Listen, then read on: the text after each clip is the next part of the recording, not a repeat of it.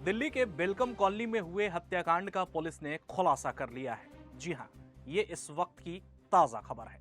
नमस्कार, the news 15 देख रहे हैं आप और आपके साथ मैं हूं देवाशीष कुमार।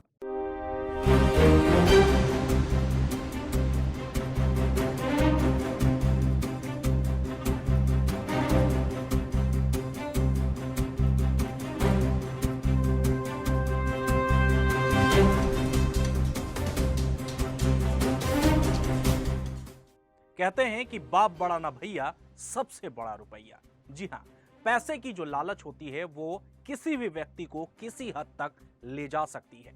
पैसा ऐसा चीज है जो ना बाप को बाप समझता है और ना मां को मां। ऐसा ही एक घटना जो है वो दिल्ली में हुआ है। दरअसल हम आपको पूरी खबर अब विस्तार से बता देते हैं। हम आपको बता दें कि दिल्ली के वेलकम कॉलोनी में एक ऐसा ही हत्याकांड हुआ है। जी हां, एक ऐसी ही घटना घटी है जिसमें दादी और मां की जान चली गई है। एक दोस्त जो एक दोस्त पर पूरी तरह से विश्वास करता था, एक दोस्त जो अपने दोस्त को सब कुछ मानता था, सब कुछ समझता था। अगर एक दोस्त के भरोसे आप अपनी मां और दादी को कहीं छोड़कर जा रहे हैं तो यह घटना काफी चौंकाने वाली है और आपको जागरूक भी करने वाली है। दरअसल हम आपको बता दें कि दिल्ली के वेलकम कॉलोनी में एक ऐसी ही घटना घटी है। दो दोस्त एक साथ कई वर्षों से पहले साथ में रहा करते थे। फिर जब दादी और मां उन एक दोस्त के साथ आ गई तब एक दोस्त अलग हो गए और पैसे की लालच ने एक दोस्त को हत्यारा बना दिया। दरअसल हम आपको बता दें कि दो भाई एक साथ कहीं घूमने गए और उसके बाद एक दोस्त के भरोसे उसने उस परिवार पर, यानी कि अपने परिवार पर पूरा भरोसा और आसरा छोड़ दिया। पैसे की लालच और ऐसी बढ़ गई कि उस दोस्त ने उस दोस्त की दादी और मां की हत्या कर दी। तस्वीरों में जिस शख्स को आप देख रहे हैं वो शख्स कोई और नहीं बल्कि वही दोस्त है जिस दोस्त की दूसरे दोस्त ने कभी मदद की थी। हम आपको बता दें कि वही शख्स है जिसने अपने दोस्त की दादी और मां की हत्या कर दी, वो भी तेजदार हथियार से। हम आपको बता दें कि कर्ज में डूबा ये वही हत्यारा है जब कभी किसी काम के लिए इसने अपने दोस्त से पैसे मांगी और जब उस दोस्त ने इस दोस्त से पैसे की वापसी की और कहा कि उस पैसे को जल्द से जल्द उसे दे दिया जाए, नहीं तो फिर अंजाम बुरा होगा। यही सोचकर हत्यारा जो है वो शोक में डूब गया और कर्ज ना लौटाने पाने की स्थिति में वह कई योजनाओं को बनाने लगा और योजना बनाते बनाते वह शख्स हत्यारा बन गया। जी हां, हम आपको बता दें कि हत्यारा बनते ही उस शख्स ने इस पूरे घटना को अंजाम दे दिया, लेकिन पैसे की लालच ऐसी पड़ी कि अब वह हत्यारा सलाखों के पीछे पहुंच गया है। तस्वीर एक बार फिर से आपके सामने रखते हैं कि देखिए किस तरह से उस शख्स को पुलिस ने अब गिरफ्तार कर लिया है और वेलकम थाना की पुलिस उसे मीडिया के सामने रूबरू करा रही है। अब हम आपको सुनवाते हैं और दिखाते हैं कि किस तरह से गिरफ्तार आरोपी के बारे में कप्तान साहब क्या कुछ कह रहे हैं।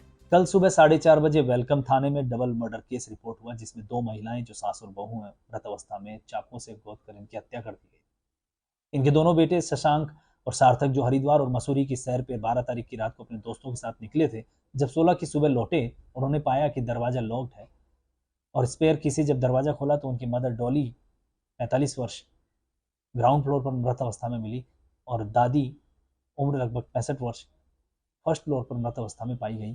साथ ही उनका पालतू कुत्ता सेकंड फ्लोर पे बंद कमरे में मिला। पुलिस को जब इन्फॉर्म किया गया, पुलिस ने अपनी इफेक्टिव टीम रोपिन की, नॉर्थ ईस्ट डिस्ट्रिक्ट पुलिस की ऑप्स विंग, साथ ही वेलकम थाना टीम ने बहुत अच्छी टेक्निकल इंटेलिजेंस और ह्यूमन इंटेलिजेंस पे कार्रवाई करी है।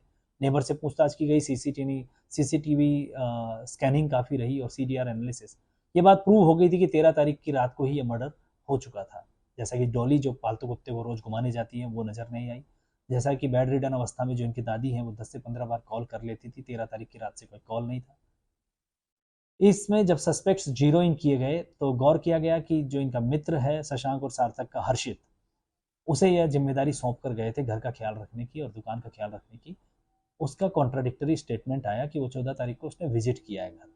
गहन पूछताछ जब की गई तो उसने अपना जुर्म कबूला और उसने बतलाया कि पैसों का दबाव इन दोनों लड़कों का, जिससे उसने उधार में पैसे लिए हुए थे और ब्याज काफ़ी बढ़ता गया था, उसी के तहत इसने साजिश रची।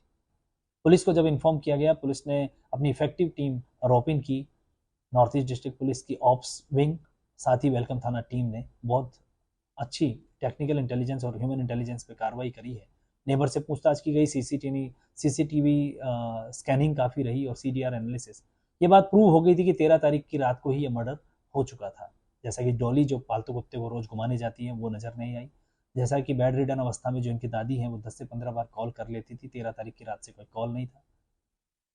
इसमें जब सस्पेक्ट्स जीरो इन किए गए तो गौर किया गया कि जो इनका मित्र है शशांक और सार्थक का हर्षित, उसे यह जिम्मेदारी सौंप कर गए थे घर का ख्याल रखने की और दुकान का ख्याल रखने की। उसका कॉन्ट्राडिक्टरी स्टेटमेंट आया कि वो 14 तारीख को उसने विजिट किया है घर।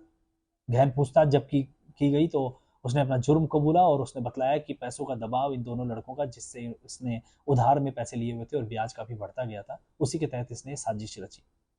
उसके मोबाइल की हिस्ट्री, ब्राउजर हिस्ट्री से भी निकल कर आया था कि उसने गोल्ड के बदले कैश और गोल्ड को डिटेक्ट करने के इंस्ट्रूमेंट्स भी सर्च किए थे। फाइनली स्कूटी, उसका मोबाइल, कैश और ज्वेलरी जो लूटा गया था, सभी सामान बरामद कर लिए गए, साथ ही वेपन ऑफ ऑफेंस भी रिकवर कर लिया गया है। Thank you. तो आपने पूरी घटना को विस्तार से समझ लिया। आपको हम इस खबर के जरिए ये सूचित भी करना चाहते हैं और आपसे यह विनती भी है कि पैसे की लालच में लोग इतने नीचे ना गिर जाए कि वो रिश्ते और नातों को ही भूल जाए। पैसे की लालच बहुत बड़ी होती है, इसलिए हम आपसे यही एक निवेदन करेंगे कि जब आप भी किसी ऐसे कर्ज में डूबे हैं तो कृपया करके किसी भी गलत सोच में ना पड़े, किसी भी गलत तरह की कदम को ना उठाए, क्योंकि अंजाम बहुत बुरा होता है। तमाम खबरों के लिए आपको कहीं और जाने की जरूरत नहीं है। आप बने रहिए द न्यूज़ 15 के साथ। नमस्कार।